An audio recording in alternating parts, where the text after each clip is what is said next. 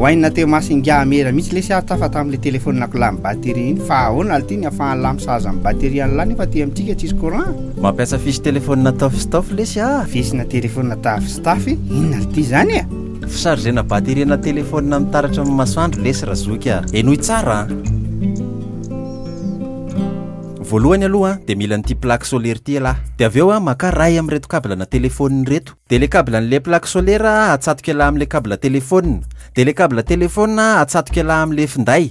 Dia le finday apetraka alahy eo amin'ny toerana maina tsy misy amandona. Sady tsy tratran'ny ainandro Tsara kosa lisy retoka. Fa hono aly ty tonga le ty tsy lafo be mahitsy. Tsy lafo lesy io ilay plaque solaire zao maharitra 5 taona farafahakeliny.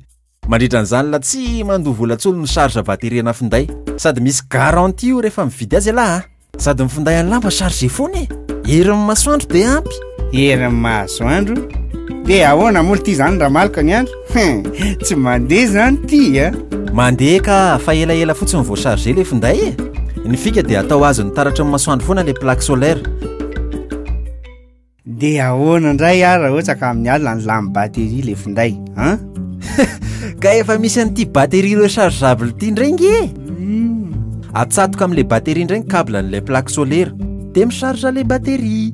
Dia zao ahoana zany ny afantaran'ny lahy zao fa micharge io? Raha mipipika ty jiro maitso kely ty dia midika fa mandeha mifahana. Rehefa tsy mipipika intsony le jiro maitso kely dia fa azon'ny lahy ampiasaina le batterie. Fa tsara kokoa aloha raha ohatra hoe mbola micharge mandritra ny adiny telo le batterie mba ho veno tsara. Raha mihoatra an'izay ary le fotoana ichargen'ny lahy azy dia tsy manimba ny izy Ary rehefa amin'ny alina dia ty batterie ty indray no misolo an'le plaque solaire. Dia le marika telefona rehetrarehetra ve zany dia achargena amin'ny plaque solaire kely lahy iny daholo? Zay indray aloha zao no tsy haiko Aleo hoe lesy anontaniantsika an'le olona mijery antsika. Hevitra mety mihitsy zay.